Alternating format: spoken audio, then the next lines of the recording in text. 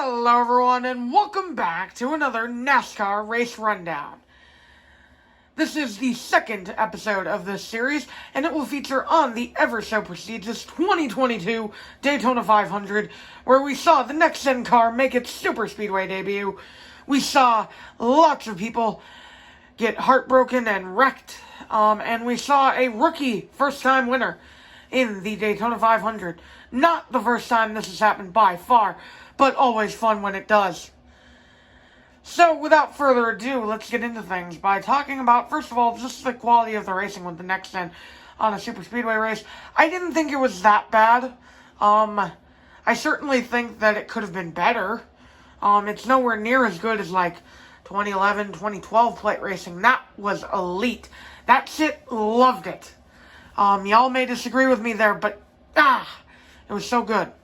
Now it was just kind of double wide for a good chunk of yesterday's race with a lot of single file strain racing mixed in, which is okay. It's just, not as good. At least it wasn't last year's Daytona 500. Oh boy, we finally got one in without a rain delay for once. I feel like that gets rarer and rarer every single year. So, hey, I'm pretty happy about that. But moving on to the race itself, we saw lots of contenders come and go throughout the day, including Harrison Burton in his 21 car, first time racing at Daytona for him, second ever Cup start though. We saw Brad Kozlowski in the number 6 car, who we'll get to him. But he was up there all day. Ryan Blaney in the 12 car, Austin Shinzrick in the 2, of course. Lots of Fords up near the front. The Front Row Motorsports Fords were up there. The Penske Fords were up there. The Wood Brothers Ford was up there. The Rouse Fords were up there. And even the Rick Ware Racing Fords were up there, which was hella surprising. But before we get into anything based on the Fords, because trust me, I have a lot to talk about regarding one of them, let's talk about the stage winner of both of these stages yesterday, Martin Truex Jr., sweeping stage 1 and 2.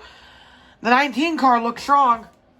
I'm telling you, it looked pretty strong, which is kind of unusual for a plate race. Martin Truex Jr. isn't exactly the best at those. I mean, he has had some good finishes, like 2016 Daytona 500, where he finished runner-up.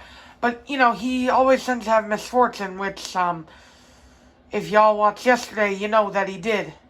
But first, a wreck that took out a bunch of his Toyota teammates, / gave them damage, was Harrison Burton's flip.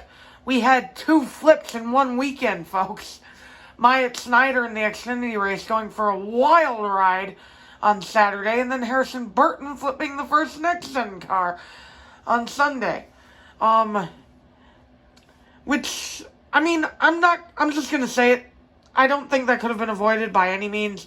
It's just a product of him being shoved into the side and then flipping over. I don't think it was a result of the speed or his roof flaps not working as intended. I think it was just something that's unavoidable. I don't think that NASCAR should knee-jerk reaction and remove 5 to 10 miles per hour from the cars again. They've been doing that a lot whenever they see a flip, so hopefully not this time. Because at this point it's just unavoidable no matter what speed you're going. But anyway, also in that wreck was Kyle Busch, William Byron, Alex Bowman, Ross Chastain, and Denny Hamlin. Lots of those guys were taken out or sustained major damage from that. Except for Kyle Busch, who remained in the mix. Tough break for a lot of those guys. Ross Chastain, he seemed to be pretty strong. Denny Hamlin, great restrictor plate, not even that, super speedway racer, sorry about that. William Byron always shows up with these things too, so it was kind of disappointing to see those major players taken out early, but it just led to a more interesting stage 2 and 3. Speaking of which, stage 2, or no, I think that was in stage 3, Kevin Harvick got into Buescher a bit, as Buescher was shoved up into the outside lane. Larson gets into the back of him. Harvick gets loose, collects Noah Gragson and others. And, I mean, that's just a racing deal. Larson obviously didn't want to take him out. Larson just could not see Busser in front of Harvick slowing down. But, yeah, man, you hate it for Beard Motorsports. They only have one car, and that thing was wrecked. It was destroyed. I don't know if we'll be seeing them at any more races this year. I hope they can get another car, but I just don't know. They only have one full-time employee. Major, major heartbreak for that team.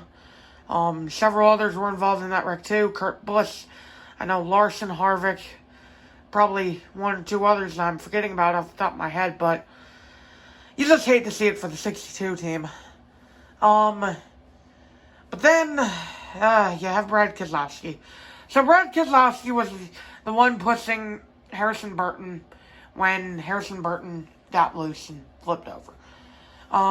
Now you could say that was a rookie mistake, but later on in the race, Ricky Stenhouse goes around off the bumper of Kozlowski in the exact same way on the front straightaway this time. And I was livid. Stenhouse is my guy, and he had a legitimate shot to win this. And it was all because Brad kept pushing in the corners. It's kind of a gentleman's agreement, from what I can tell, that you don't bump draft in the corners. That can lead to some insane wrecks, and that is exactly what happened both times. Brad did not lift in the corners because he said he wasn't going to lift, and look at what happened. Several race cars wrecked on his account, including his own teammate, Chris Buescher, who was having a great run today, torn up and kind of destroyed by Stenhouse wrecking. So, Brad, I don't know what you're doing, man, but cease. Calm down. Anyway, finally, we'll get to the finish of the race, where Austin Shinzrick, the rookie for Team Penske, wins the Daytona 500. That was just insane. Shinzrick had one of the best cars at the end there. Ryan Blaney was giving him a huge shove in the 12 car. Major props to Blaney.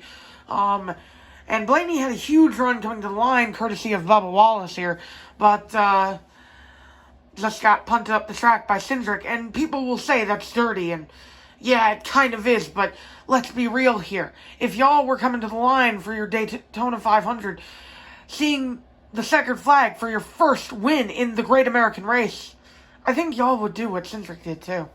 Honestly.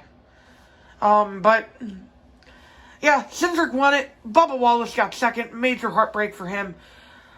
If only there were a few more 100 feet, he could have gotten him, I think. And Chase Briscoe comes away with third. Major surprise for that team. Stewart-Haas Racing last year didn't really do so hot. So seeing Briscoe get third, that's pretty dang impressive. I'm proud of Briscoe. Now, moving on to drivers who impressed and drivers who didn't. First of all, the teams that impressed me. Team Penske, mainly the 2 and the 12. All of graphics up on screen this time of the teams, by the way. The 2 and the 12 worked great together for most of the day. They were up there. Zoe Logano kind of faded, so it was mainly the 2 and 12's day. I thought it was pretty cool how well they worked together, and they were able to get the dub. Austin Cindric with the dub. Another team that impressed was Ross Fenway Kozlowski, even though Kozlowski used his car as a bulldozer.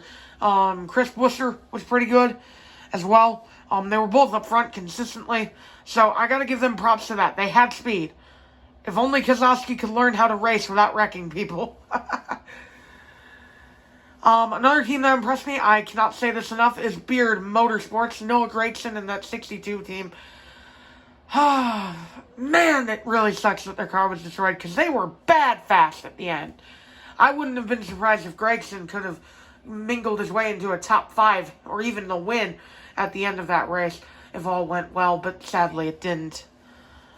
And one final team to mention, 2311. Kurt Busch was up near the front for a majority of the day, too, with his Toyota teammates. Bubba Wallace gets second, mere feet from his Daytona 500 victory. 2311, they did great today. Teams that kind of didn't do well were just 2. Hendrick Motorsports, through no fault of their own. That's why Larson's car is out here, because it's the Hendrick car's car, so it represents all of them. just kind of a mediocre day in terms of Hendrick Motorsports. Not much to talk about there. I mean, they're not the best at restrictor plates, so, I'll let it slide. Also, apologies if I keep calling them restrictor plates. I know they don't use the restrictor plates anymore. That's just a habit of mine. And finally, NY Racing Team, their car kind of died. They did not have a good start to the season with Greg Biffle's fuel pump being faulty, I think it was, costing him about 60 laps in the race. Also, while we're here, quick mention, I want to mention the Colleague 31 and the Money Team 50. They both lost wheels, the first teams to do so. I think we're going to see a lot more of that this year, but they did not get off on the right foot, so they go in this category too. Finally, closing thoughts, I thought it was a pretty decent race.